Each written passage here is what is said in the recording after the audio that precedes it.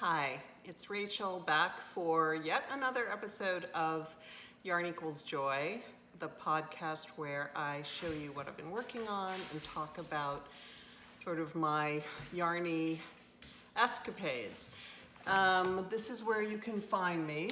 This is episode 28 and the R just fell. Hold on. Oh, this is definitely low budget. Okay. So I am on Ravelry as Rachely, on Instagram as Rachely Book Girl.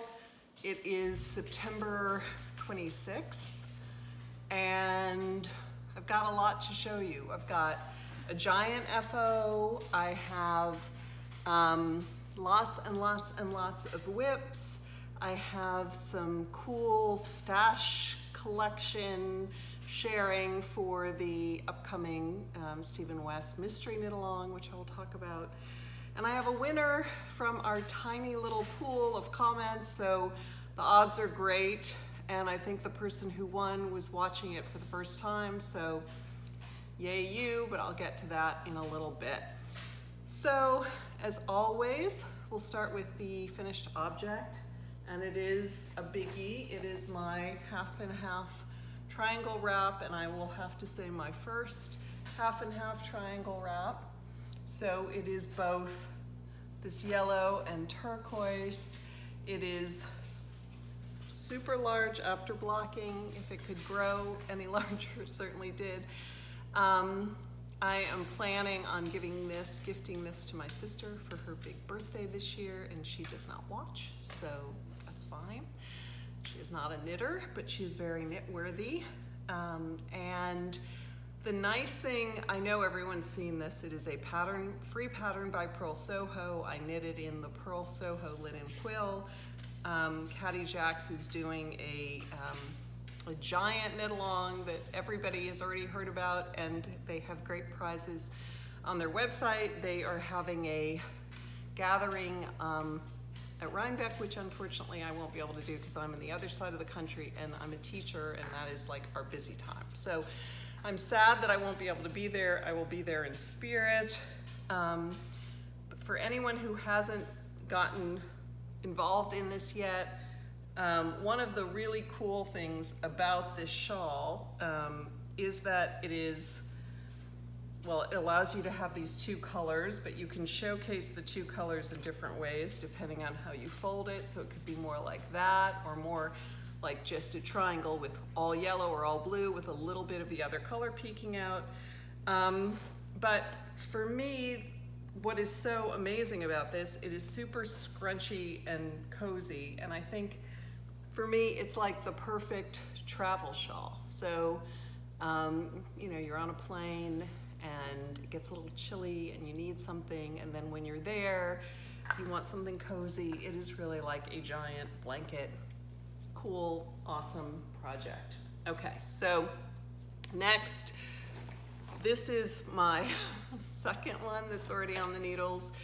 This is the color is pretty close. That's a lychee pink, also linen quill, and then I'm pairing it with pale oats, which a lot of people are using, and it'll be, very neutral. This is super sedate for me, as you can tell. I like really bright colors.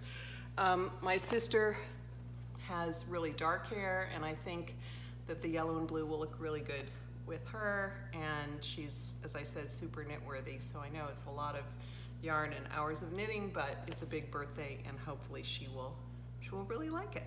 Okay. So what else? I am in a different part of the house. I can't remember if I said that.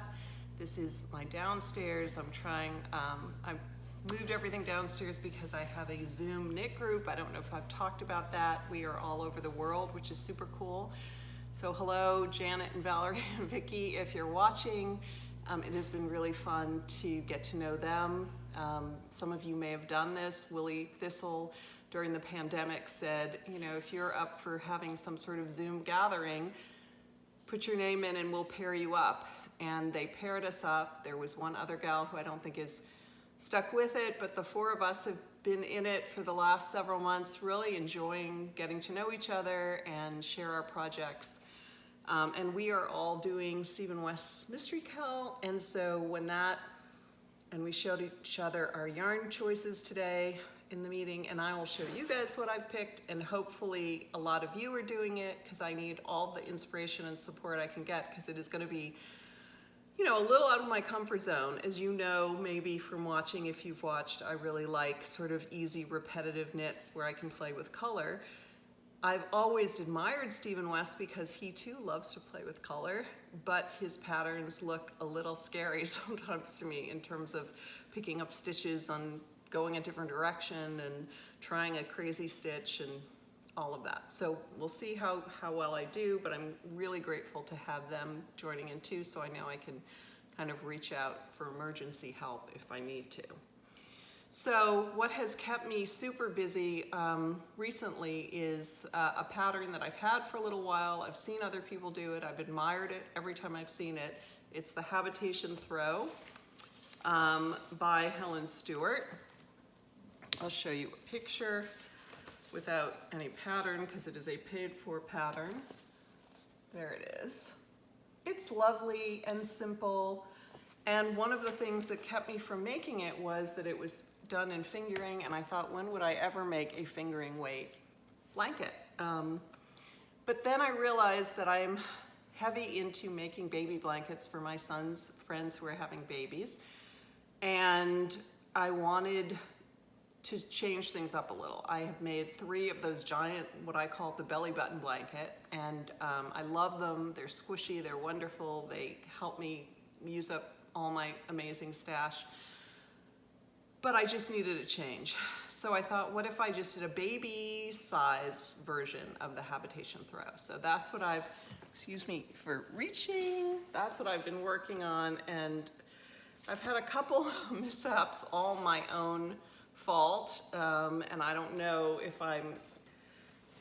my most recent issue was that I ran out in the middle of a row, which I have been really good not to do before since I'm using all these different size minis, but I somehow got overly confident that I was gonna make it to the end of the row, and I didn't, and so I had to change yarns, and I decided, well, I'll just do a magic knot and cut it, and that unraveled. And so I used a tip that I heard on TV, and not on TV, on a podcast. But I didn't really feel comfortable doing it, but I didn't also want to, since this is my kind of easy, mindless knitting, I didn't want to pull it out either. So I tried that sort of fray check trick and re-knotted it, and you can't see it and you can't really feel it, but I don't know if it's gonna last through washing and all of that. So we'll see. But I've decided to do a sort of very loose rainbow-ish color pattern. So it starts with sort of this creamy yellow, it goes to kind of brighter yellows, to bright greens, and then sort of olivey greens and turquoise, and then the blues, and then it'll go purples, and then because I just found out from my son that this particular person's having a girl, it will go to pinks, and I have tons of pink minis, so that'll be fun. So the only change that I made was also a mistake that I ended up keeping as a design feature, and that is when I was going to use the white in between the sort of different colors, and when I added the white here, I forgot to do the eyelet row. And then I thought, well, I kind of like how that looks. It makes sort of a statement before you start the next. So I did that again with the green, and I did that again with the blue, and I really like it. So I have a lot of minis in a giant basket, and I'm just sort of, you know, being really, I'm having fun with it. I'm picking out colors and, you know, just playing around with colors next to each other, and then putting sort of a white line of demarcation when I move to a next sort of color family. So I think that I'm almost at the point where I'll start decreasing, and then I will do some more blues on that side. I will do the white and then purples, and then I will do another white and end with the pinks. So hopefully it will be something that they love, and hopefully that knotted part in the middle you know, the nice part about fingering is when you knot something a couple times, it is very tiny and it is not really noticeable. And the fray check hopefully will do its job and it will not unknot, but yeah, it was not good. So we'll see. Another pattern that I have on the needle, I really wanted to try the new Brooklyn tweed yarn called Tones. One color is done, the same color is done as an undertone and an overtone, and so the undertone I think has this sort of darker undertone. And this is the stonewash color, which it does look like stonewash jeans. The pattern is a pattern I've done before, which I think makes a really great hat, particularly for guys, but very much, you know, very much for both genders, any gender. And this is the Bankhead hat by Susie Gourlay, and this is that pattern. So it's a really nice pattern. I will say one thing I noticed was that as I was working on it, my hands started hurting. I'm using the Chowgu needles that I always use. This yarn is a little more rustic, which I love, but for some reason, maybe the thicker needles, the rustic, I don't know, my hands just started hurting after a couple rounds and I couldn't knit as much as I wanted. So when I cast on the habitation throw, I used my Licky interchangeable wooden needles, which I have not used in a very long time, and I'm really, really enjoying them. I don't know, they seem to not be as hard on my hands after a lot of knitting. I don't feel it. It also could be, you know, that they're smaller diameter, not sure, but that has been a really nice switch. And then the final whip that I'm going to show you today is an old whip that I've kind of fallen back in love with. It is also a baby blanket, but it is so unique that I am saving it for whenever I become a grandmother. I want to go to one of my grandbabies because I don't know, you know, it's just very, very special. And this is the Northeasterly blanket, which is a pattern by Skeananigans, and I am making it all in Koigu, which is this gorgeous, and that's the back. This is the front, right? No, that's the back, sorry. This is the front. But as you can see, I am playing with lots of color, lots of minis. If you haven't ever seen a Koigu skein, let me kind of show you. They're very, very highly variegated. They look painted. And when you knit with them, and they come in all of these gorgeous colors. Sorry, there's dog hair. And when you knit with them, it's just, you know, it's really, really fun to be able to watch all of these colors sort of play together. And I'll show you the blanket one more time.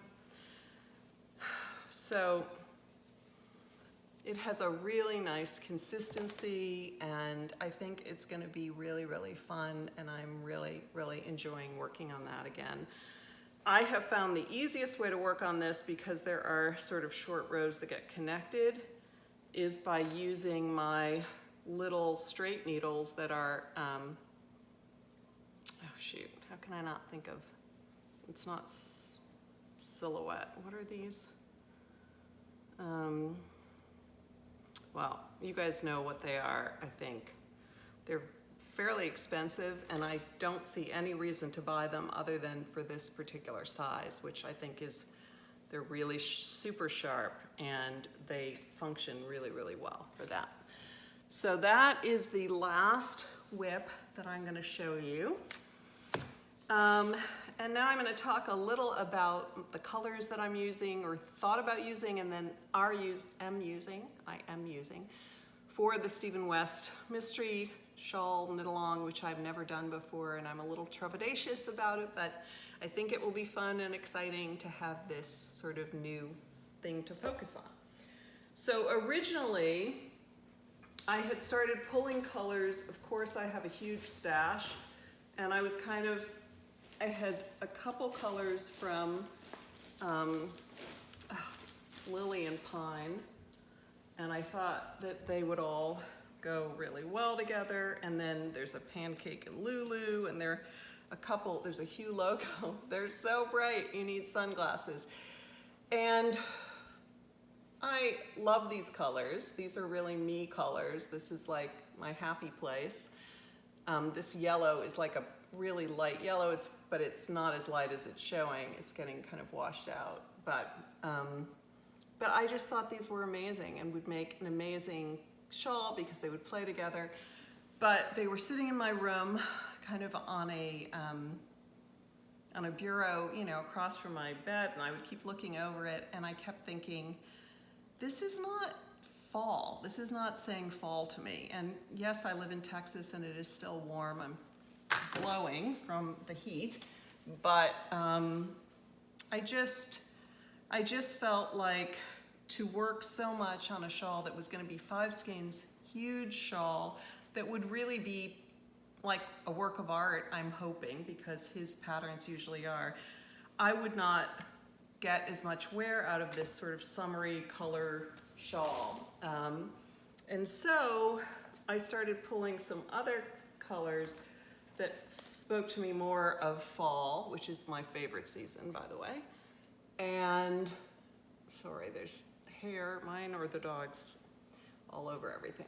Okay, so I'm going to show you kind of the one color that stayed the same is this sort of pinky, peachy, melony color that is from Hey Holly Ho Hum. I don't even remember when I got it, but it's like, has pink and peach, 2 of my favorite colors, and I just love it.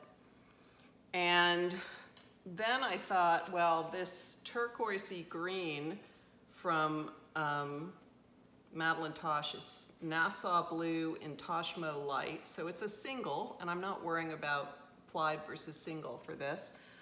And it has some green and blue, and I just thought, wow, like those 2 colors would pop next to each other. And then I thought, well, I want something that really grounds it in fall. This is also Madeline Tosh. This is Eurosock in the color Carbon Dating, and it's just a really cool golden brown, golds and browns sort of together. And I thought, wow, it looks good with this, it looks good with that. And then I thought, well, what if I add like a real orange? Because there's already orange in this, and I love orange and brown, and I love orange in like that bluish color. And of course I love orange and pink. So I added that, which is, I don't know where this is from, but it is also, it's probably Madeline Tosh, I'm not sure, but it's also a single. So that's 2 single and the rest are plied. And then this is also Eurosock Madeline Tosh in the Boom Slang. And that's like a deep green that has some blues in it. And I think it's just gonna be perfect for me. It has the pop of the pink and the orange, but it has enough of the sort of deeper fall-y, autumnal colors that I think it'll work really well. So I'm super excited about that. And then the final thing that I need to share with you,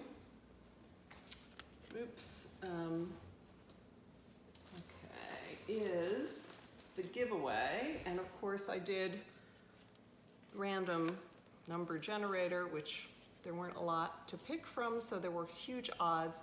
And the winner is Lorraine Lockwood, who I think was watching for the first time.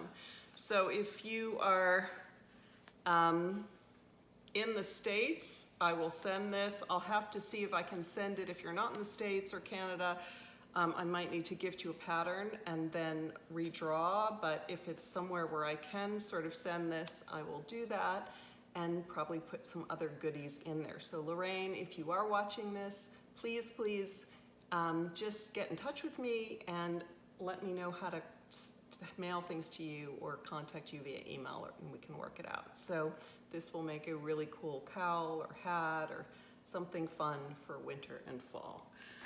Okay guys, I'm really hot with this extra light. Hope you're doing well. I know that many of you are probably having a really busy start to the school year. If you have kids who are in school, Everything is sort of still a little topsy-turvy in the States. My school has made the decision to have masks inside, but to not require masks outside, but they're optional. So usually some of the teachers have masks on outside, but the kids are unmasked. I teach high school, so most of the kids have been vaccinated, which is a good thing, but we are still not back to normal. So anyway, I hope that wherever you are well and knitting and happy, and that yarn brings you joy, as it certainly does me. Thanks. Bye.